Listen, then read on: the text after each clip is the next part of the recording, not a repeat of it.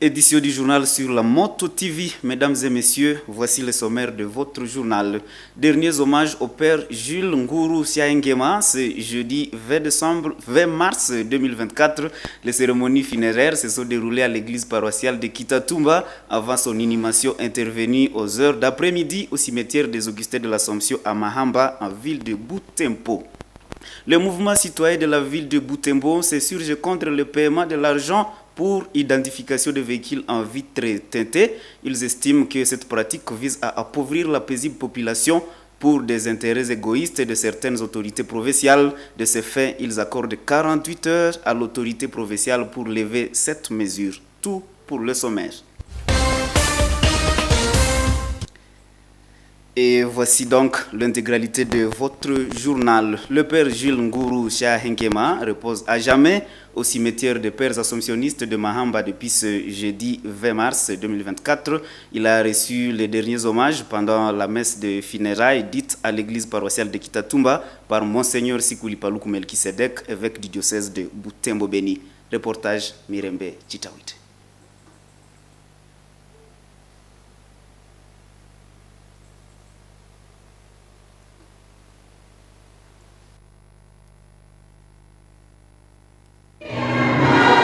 Saa 4 kamili misa ilianja katika kanisa la parokia Moyo Mtakatifu wa Bikira Maria pa Kitatumba. Kwa huzuni kubwa, wanamemba wa familia yake, marafiki na wote waliomjua, mapadri, mabikira pamoja na wafrera na pia wakristu wa parokia ya Kitatumba, ambapo alifanya à 10h la messe a commencé dans le temple de la paroisse Cœur Immaculé de Marie de Kitatumba. Sous une grande émotion, le membre de sa famille, amis et connaissances, prêtres, religieux et religieuses, ainsi que plusieurs chrétiens de la paroisse Kitatumba, où il était affecté l'année 2023, ont pris part à cette messe. Dans son homélie sur parole de ce jour, tirée de l'évangile de Saint Luc, chapitre 24, du 13 au 35e verset, Monseigneur l'évêque a appelé les participants à avoir la foi à Dieu, car la mort n'est pas la fin de tout, mais un changement de vie. À ce moment de deuil, ayons confiance à Dieu notre Père. Lui seul est capable de gagner la mort et nous donner la vie. Ayons foi à Dieu parce que notre Dieu ne peut pas nous oublier et nous a créés pour glorifier sa vie éternelle. Au cours de cette messe, les signes de baptême ont été remis au Père défunt.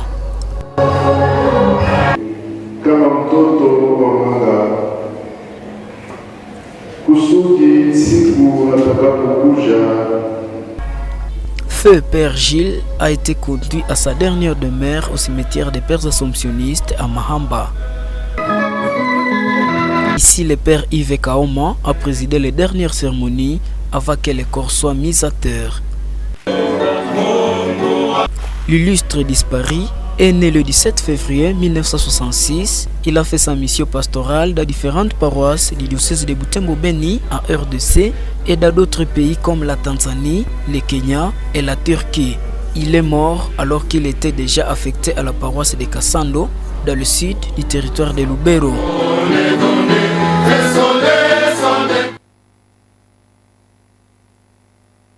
Et nous nous excusons pour ces désagréments. Et toujours en église, l'évêque du diocèse de Butembo Beni appelle les ressortissants de la localité de Kimbulu en territoire de Lubero à contribuer au développement de ces milieux, à croire les propos de Monseigneur Sikuli Paluku Melkisedek. Ces milieux est réputé avoir formé les premiers intellectuels dans le diocèse de Butembo Beni. En principe, ils devraient refléter cette réalité, s'exclame-t-il.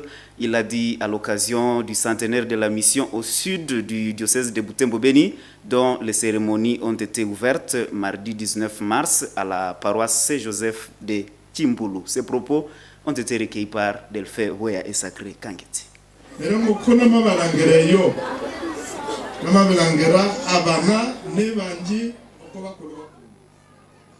Comme je vous vois là-bas, sont les enfants qui sont nombreux.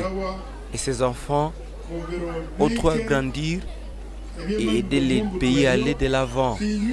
Et vous qui êtes là-bas, vous avez vraiment le devoir d'aider ces enfants à grandir pour que le travail de Dieu aille de l'avant dans ces milieux de Kimbulu. Beaucoup d'intellectuels sont passés par ici et ont grandi ici. Ils ont aussi le devoir là de venir aider les autres pour que ces enfants reviennent aussi demain et enseigner les autres. Aussi que ceux qui occupent des fonctions publiques reviennent et aident ces pays et surtout ces milieux de Kimbulu et pour que ces milieux aussi se développent.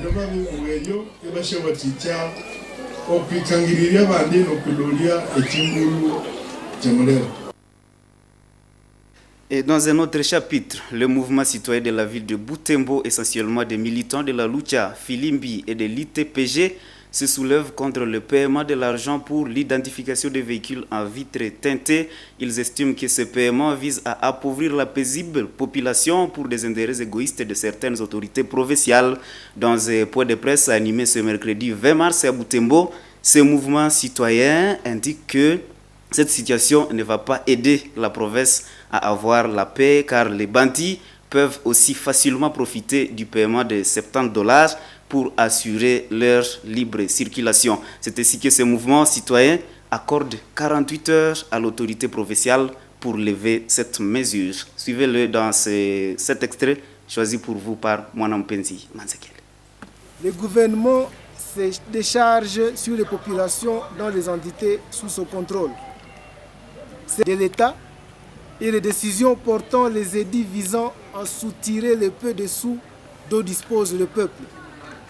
Les cas de figure est l'édit provincial dernier sur les vitres teintées qui, selon toute probabilité, est en train de conduire la province déjà déstabilisée par la guerre vers un nouveau bouillonnement, étant donné que le peuple ne sait pas supporter des militaires et policiers qui ont abandonné le territoire congolais dans les carrefours de roulage pour cueillir l'argent sous couverture d'une taxe fiasco et dont l'argent ne fera que servir les intérêts égoïstes de ceux qui n'ont rien de souci pour le bien-être congolais.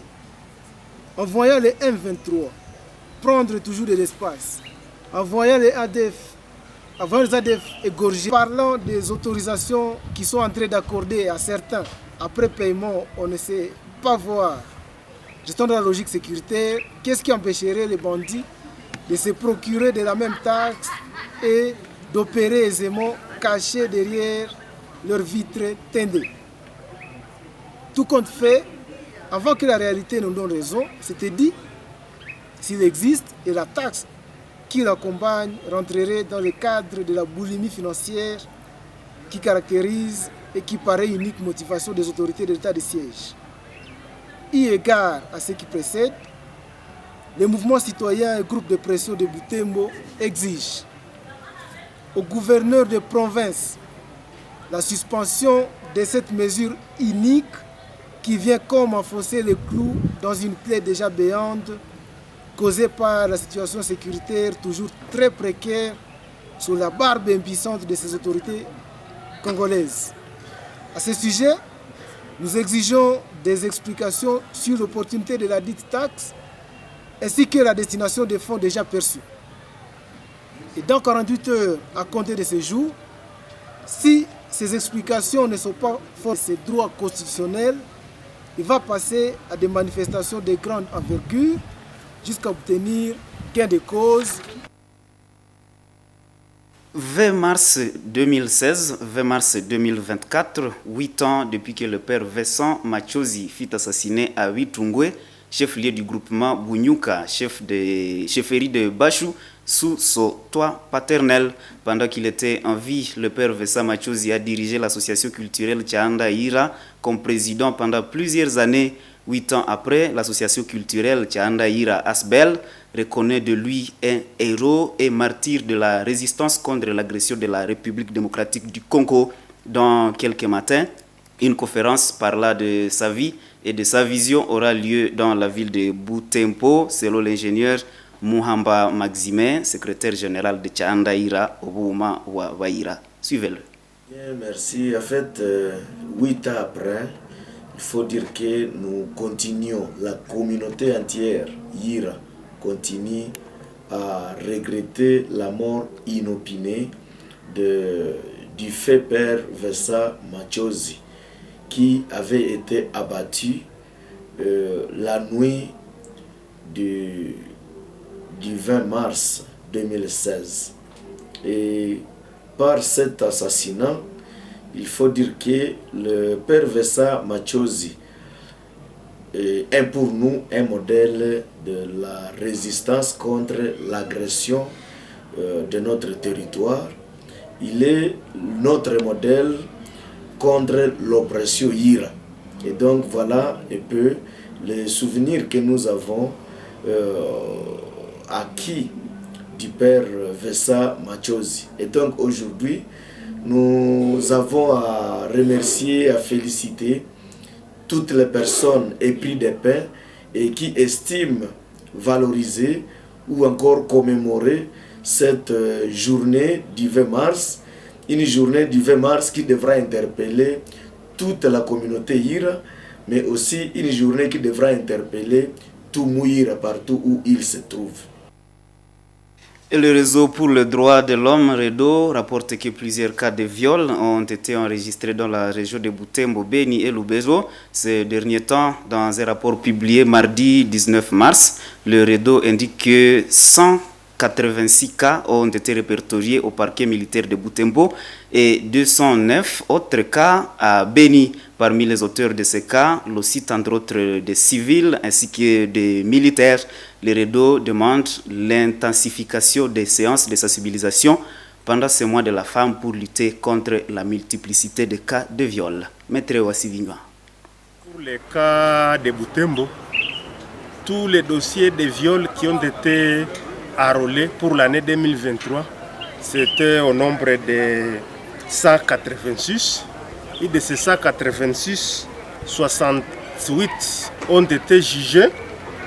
À terme de pourcentage, c'est 36,55%. Pour le cas de Beni, tous les dossiers de viol de l'année 2023, c'était 209. En conclusion, nous avions trouvé que ce sont les civils qui ont eu à violer très nombreux. Et par rapport aux militaires, c'est à terme de pourcentage, comme on a eu à les relever, c'est 14,9%, contrairement aux civils qui prend les 84,3%. Quelque chose est encouragé que le nombre de bourreaux ou de personnes présumées violeurs dans les cas des policiers, c'est quand même très insignifiant. D'ailleurs, pour Beni, on peut à féliciter, puisque au tribunal militaire de Beni, sur les 209 dossiers de viol, aucun policier n'est poursuivi pour ce fait. C'est à Butembo où il y a au moins 2 dossiers.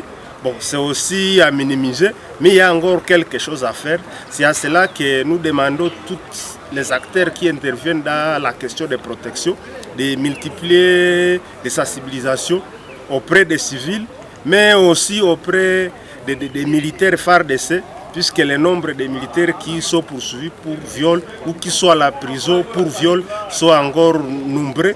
Il faudrait qu'on puisse sensibiliser la population, mais aussi les troupes militaires pour qu'ils changent de comportement, comme les policiers qui t'a à ne plus commettre ces bavures-là. Journée mondiale de la santé bucco-dentaire ce mercredi 20 mars. Cette journée a pour objectif de sensibiliser les personnes à travers le monde sur l'importance d'avoir une bonne hygiène dentaire et ses impacts sur la santé et dans la vie quotidienne. À l'occasion de cette journée, Dr Germain Saloumou, dentiste traitant à l'hôpital général de Kitatumba, appelle des femmes qui ajoutent des fantaisies telles des bijoux sur leurs dents à s'en abstenir de peur d'être victime de plusieurs complications sanitaires. Il cite par exemple des abcès qui, à la longue, endommagent des reins, conduisant ainsi à la septicémie et plus tard à la mort. Par ailleurs, il regrette de voir certaines filles qui se créent des diastèmes en endommageant les mailles des dents. Et il fait savoir qu'environ 20 cas de ce genre, dont l'âge varie entre 18 et 25 ans, sont traités alors trimestriellement dans cette structure sanitaire. Nous vous convions de le suivre dans ses propos recueillis par Nelly Mwengeshali et Jenny Moussibirwa. Le thème qu'on va traiter pour les 3 ans, donc de 2024 à 2027, le thème est retenu comme une bouche heureuse et des corps héris. Oui. Tout d'abord, c'est pour dire la question qui concerne les personnes qui mettent les bijoux. Le danger, tout d'abord, c'est un corps étranger. À la longue, vu que ça va prendre les espaces interdenteurs, ça risque de causer quoi? Ça risque de traumatiser la gencive. La gencive étant considérée comme des tissus, des soutiens de la dent, là, ça risquerait de causer quoi? Bien que c'est traumatisé, ça risque de créer des gingivopathies ainsi que des parodontopathies. Et à la longue, ça peut se compliquer pour causer des pathologies graves qui peuvent subvenir dans tout l'organisme. Comme quoi? Maintenant, ici, on peut avoir des complications locales, des complications régionales et des complications générales. Pour des complications locales, la gingivite qui n'est pas soignée, ça peut causer une cellulite ou soit un ostéophlégmo. Autre, si on ne les traite pas toujours, si ça occupe la partie des dents sinusales, ça peut causer des sinusites maxillaires à la longue. Et autre aussi, par la voie hématogène et par la voie lymphatique, d'autres organes peuvent être touchés par cette infection, comme le cœur. Au niveau du cœur, ça peut causer l'endocardite bactérienne ou la maladie d'Osler. Au niveau du rein, ça peut provoquer une glomérulonéphrite aiguë ou chronique. Et à la longue, si ce n'est pas toujours soigné, maintenant, les sepsis vont entrer dans tout l'organisme et ce qui va suivre, c'est la septicémie. Et après Et les étudiants de l'UCNDK ont séjourné depuis le lundi 17 mars 2024 à la Moto TV dans le cadre du cours de pratique de la presse audiovisuelle. Ces étudiants satisfaits de cet encadrement disent être bien accueillis par le personnel de cette chaîne de télévision en dépit de quelques difficultés liées au délestage du courant électrique de ENK. Ces étudiants sont dans ces propos choisis pour vous par la Moto TV. Nous venons de faire au moins une affaire de 3 jours à Butembo. Vraiment, nous apprécions. Comme nous a accueillis, on nous a accueillis vraiment très bon. Et nous sommes aussi ravis de joie de nous accueillir à la TV Moto Butembo. Vraiment, on a bien passé nos séjours à Butembo. La Moto TV à Butembo a un petit problème. Moi, je vais lancer d'abord le premier. C'est d'abord le manque de courant. Parce que quand il y a toujours des coupures de courant, vraiment, les activités ne doivent pas quand même à mode. Donc il y a toujours vraiment l'insuffisance du courant au niveau de la TV Moto Butembo. Toujours, d'abord, nous disons merci à notre institution qui est l'ICNDK Béni, mais aussi l'enseignant qui nous a accompagnés jusqu'à ici à Butembo. Et nous disons aussi merci à l'équipe de Moto TV qui nous a accueillis vraiment. C'est ça, à l'aise. C'était bon parce que tout ce qu'on était en train d'enseigner à l'université, on venait maintenant de pratiquer ça ici et on est maintenant capable au moins de faire quelque chose comme présenter l'édition. Il y a aussi dans les traitements, il y a les récoltes.